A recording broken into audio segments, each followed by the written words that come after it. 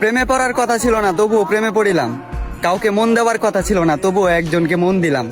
বোকা মন আমার আঘাত পেয়ে প্রশ্ন করিল, প্রেম তো করলি, এবার প্রেম থেকে কি শিক্ষা পেলি?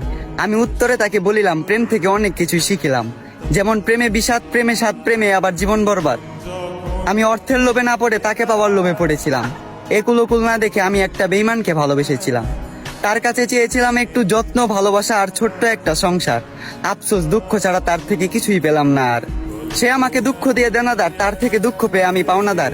আমি বিশ্বাস করি কাউকে দুঃখ দিয়ে কখনো নিজে সুখী হওয়া যায় না।